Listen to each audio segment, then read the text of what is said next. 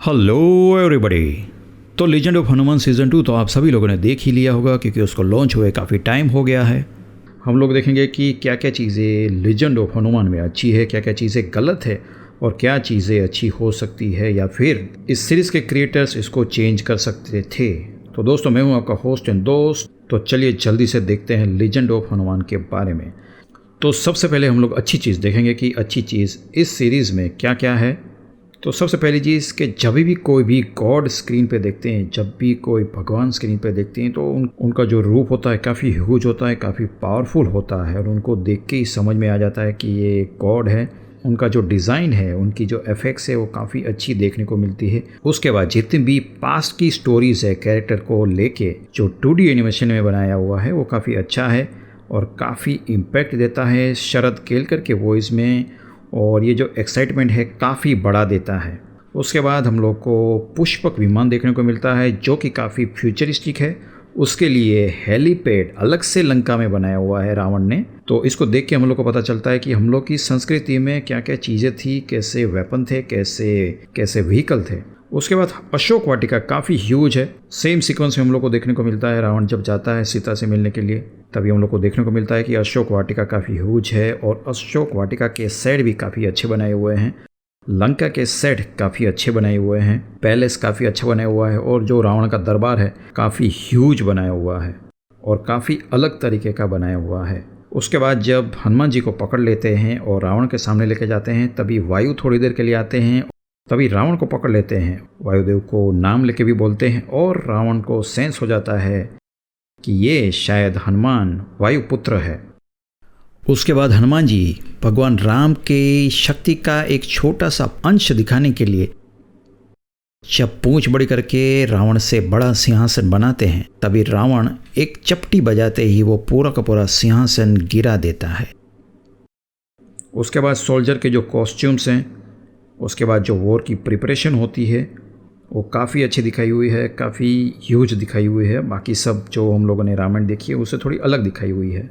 उसके बाद जो राम सेतु का प्रिपरेशन है, राम सेतु पे चल के जब भी पूरी आर्मी जाती है तभी काफ़ी ब्यूटीफुल सीन हम लोग को देखने को मिलते हैं। उसके बाद रावण का हम लोग को मॉन्स्टर रूप देखने को मिलता है जब वॉर के लिए प्रिपरेशन करते हैं, पूरी आर्मी को बुलाते हैं। तो मुझे लगता है कि लीजेंड ऑफ हनुमान सभी लोगों को देखनी चाहिए। बहुत सारी चीज़ है, बहुत सारे चीज़ों के साथ थोड़ी छेड़छाड़ हुई है, लेकिन लीजेंड ऑफ हनुमान हम लोग साथ में बैठ के देख सकते हैं। जो मैं पॉइंट्स अभी बोलने वाला हूँ वो रॉन्ग इन्फॉर्मेशन क्या दी गई है, ये चीजें भी हम लोग को याद रखनी चाहिए। तो सबसे पहली चीज कि नल और नील ये दोनों बहुत ही स्मार्ट और इंटेलिजेंट वानर थे, लेकिन यहाँ पे दोनों को एक फनी कैरेक्टर बना दिया हुआ है और सिर्फ कॉमेडी करने के लिए काम आते हैं और कुछ काम नहीं आते हैं, वैसा बना के रख दिया हुआ है जो कि गलत है। उसके बाद बहुत सारे वर्ड्स हैं जो हिंदी के हैं जो अभी हम लोग यूज़ करते हैं, जैसे कि नमस्ते, उसके बाद बाप का बेटा, ये सब वर्ड्स हैं। इसके बाद लोग पिता का पुत्र बोल सकते हैं, लेकिन ये सब वर्ड्स रखे हुए हैं। उसके बाद हनुमान जी की एंट्री थोर के जैसी होती है, हनुमान जी जंप करके आते हैं, उनके ऊपर लाइटनिंग होती है। उसके बाद फाइट सीक्वेंस में एक इमोर्टल मूवी के फाइट सीक्वेंस जैसा सेम फाइट सीक्वेंस, जब वही कैमरा नीचे है और पूरी आर्मी ऊपर फाइट करी है, वैसा बनाया हुआ है। उसके बाद हनुमान जी अपनी गदा को कैसे बुलाते हैं, जैसे थोर अपने हैमर को बुलाता है, सेम हाथ ऊपर करेंगे तो जहाँ पे गदा पड़ी है वहाँ से उड़ के आ जाएगी हनुमान जी के पास। उसके बाद अहिल्या की जो स्टोरी है, पास्ट स्टोरी दिखाते हैं, वहाँ पे राम और लक्ष्मण ब्राह्मण के कपड़े में हैं। जब भी विश्वामित्र ताड़का का वध करने के लिए राम और लक्ष्मण को लेकर जाते हैं, तभी दोनों राजकुमार के कपड़े में ही होते हैं और इसी कपड़े में ये लोग जनकपुरी आते हैं और वहाँ पे सीता के साथ विवाह होता है। लेकिन यहाँ पे दिखाया हुआ है कि दोनों ब्राह्मण के कपड़े में है, वनवासी के कपड़े में है, जो कि गलत है। उसके बाद हनुमान जी जब लंका में आते हैं तो सबसे पहले विभीषण से मिलते हैं, तभी उनको पता चलता है कि लंका में भी कोई भगवान विष्णु का भक्त रहता है और कई रामायण में भी ये भी दिखाया हुआ है कि उनके घर के ऊपर शंख भी ड्रॉ किया रहता है। उसके बाद हम लोगों ने कई बार देखा है कि हनुमान जी बहुत टाइम बात करने के टाइम पे भी या फिर वॉर में भी बहुत टाइम पे एंग्री रहते हैं, जैसे उनको दिखा देना है कि मैं सबसे ज़्यादा पावरफुल हूँ। उसी के साथ राम भी बहुत टाइम एंग्री रहते हैं और हम लोगों को ये समझना चाहिए कि हनुमान जी और राम दोनों ही बहुत ज़्यादा पावरफुल कैरेक्टर थे। दोनों ने अपनी शक्तियाँ अपनी मेहनत से बनाई थी और दोनों ही मेडिटेशन करते थे। तो जिन लोगों के पास ज़्यादा पावर्स होता है वो लोग उस पावर को रिस्पॉन्सिबिलिटी से यूज़ करते हैं। और हम लोग को ये भी याद रखना चाहिए कि भगवान राम मर्यादा पुरुषोत्तम थे। कोई भी सिचुएशन हो वो मर्यादा में रह के ही काम करते थे, हमेशा काम रहते थे, गुस्से में नहीं रहते थे। किसी भी सिचुएशन में या तो खुशी हो या दुख हो कभी और रिएक्ट नहीं करते थे, इसीलिए वो मर्यादा पुरुषोत्तम थे। लेकिन यहाँ पे दिखाया हुआ है कि वो गुस्से में है, हनुमान जी भी गुस्से में है। उसके बाद जब एक बार राम को सीता की याद आती है तब राम अचानक से गुस्से में आते हैं और अपने धनुष में एक दिव्यास्त्र यूज़ कर लेते हैं और छोड़ने की तैयारी में होते हैं। तभी लक्ष्मण राम को रोकते हैं और उनको शांत रहने को कहते हैं। लेकिन इससे हमेशा उल्टा होता है, लक्ष्मण हमेशा गुस्से में रहते हैं। जब भी कोई प्रॉब्लम राम पे आती है तब लक्ष्मण खड़े हो जाते हैं लड़ने के लिए कि मैं इसे छोड़ूंगा नहीं। लेकिन यहाँ पे उल्टा ही होता रहता है। लक्ष्मण हमेशा राम को बोलते रहते हैं कि भैया शांत हो जाओ, हो जाएगा, जो कि काफ़ी गलत है। उसके बाद यहाँ पे दिखाया हुआ कि रावण को लंका फिर से बनानी नहीं है। एक बार जलने के बाद उसको वैसे ही रहनी देनी है और उसका फिर से बनाना नहीं है। उसके बाद हनुमान जी जब लंका जला के झंप मार के वापस आते हैं और एक आइलैंड पे रुकते हैं, वहाँ पे एक छोटा बच्चा रहता है।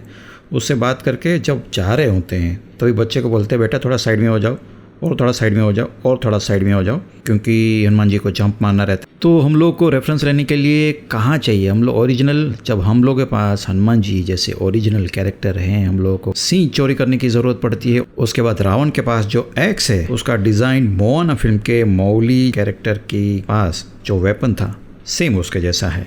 और उसके बाद देखते हैं टेक्निकल चीज़ें। तो यहाँ पे कैरेक्टर एनिमेशन ठीक ठाक है, बहुत झरकी एनिमेशन हम लोग को देखने को मिलता है।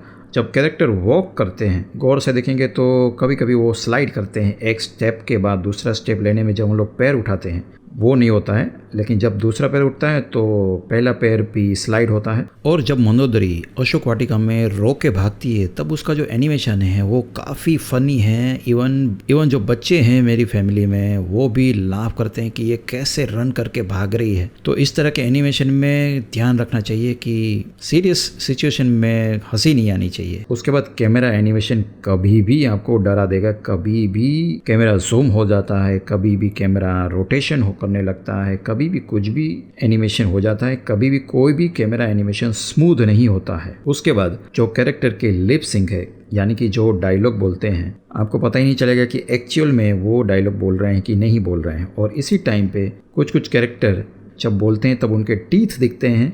जो टीथ है वो कम्प्लीटली वाइट होते हैं, लेकिन 3D एनिमेशन मूवी में टीथ कभी भी वाइट नहीं होते हैं। वाइट टीथ को थोड़ा डार्क करना पड़ता है, क्योंकि फेस पे कभी भी इतने ज़्यादा ब्राइट टीथ नहीं देखने चाहिए। वो अजीब से दिखते हैं, वो अजीब सा फेस दिखाता है, वो हॉरर आपको दिखेगा किसी का भी फेस दिखेगा तो। जैसे राम का फेस है, राम जब भी बातें करते हैं उनका फेस अजीब सा दिखता है। उसके बाद बहुत सारे कैरेक्टर है जिनके टेक्सचर में कंटिन्यूटी नहीं है, जैसे रावण का टेक्सचर काफ़ी चेंज होता रहता है। उनके फेस में कभी बम्प होता है, कभी नहीं होता है, तो ये सारी चीज़ें होती रहती है। इतने ड्यूरेशन के जो एपिसोड बनते हैं उसमें 3D सीरीज़ में काम करने के लिए कम टाइम मिलता है, क्योंकि इतना ज़्यादा आउटपुट देना होता है। तो टेक्निकल जो प्रॉब्लम है उसको हम लोग इग्नोर कर सकते हैं, लेकिन कुछ जो बेसिक सी चीज़ें हैं वो हम लोग को याद रखना चाहिए। और वो चीज़ें जो स्टोरी के साथ या फिर कैरेक्टरिस्टिक्स के साथ छेड़छाड़ की गई है वो हम लोग को ध्यान रखना चाहिए, क्योंकि हम लोगों के पास ये सारी चीज़ें बनाने का पावर्स है। तो हम लोग के पास रिस्पॉन्सिबिलिटी भी होना चाहिए कि हम लोगों को क्या दिखा रहे हैं, हम लोग सही इन्फॉर्मेशन भेज रहे हैं या नहीं भेज रहे हैं, गलत इन्फॉर्मेशन भेज रहे हैं। क्योंकि हम लोग को पैसे तो कमाने हैं ये सारी चीज़ें क्रिएट करके, लेकिन इन्फॉर्मेशन भी सही लोगों तक पहुँचानी चाहिए। पास में कई सारी ऐसी फिल्में बनी हुई है, जैसे मंगल पांडे हैं, लोगों ने बहुत सारी गलत चीज़ें दिखाने की ट्राई की थी, तो लोगों ने ऐसी फिल्मों को फ्लॉप करके साइड में छोड़ दिया था। लेकिन लीजेंड ऑफ हनुमान सीजन 2 काफ़ी पॉपुलर हो गया है और इसके बाद वाली सीजन में तो शायद से वॉर स्टार्ट हो जाएगा। और मैं भी काफ़ी एक्साइटेड हूँ सीजन 2 देखने के बाद सीजन 3 देखने के लिए। तो चलिए दोस्तों, ये सारी चीज़ें थी जो मुझे लगी है देखने के बाद। तो दोस्तों चलिए मिलते हैं नेक्स्ट वीडियो में, तब तक के लिए बाय बाय और प्लीज़ अपना ध्यान रखिए। और अगर आप लोग कुछ कहना चाहते हैं तो कमेंट में ज़रूर से बताइए और अपने ओपिनियन, अपने रिव्यूज़ कमेंट में ज़रूर से बताइए। आप क्या सोचते हैं इस सीज़न के बारे में कि पूरी की पूरी चीज़ें सही दिखाई हुई है कि कुछ चीज़ें गलत दिखाई हुई है। तो चलिए मिलते हैं नेक्स्ट वीडियो में, तब तक के लिए बाय बाय और प्लीज़ अपना ध्यान रखिए।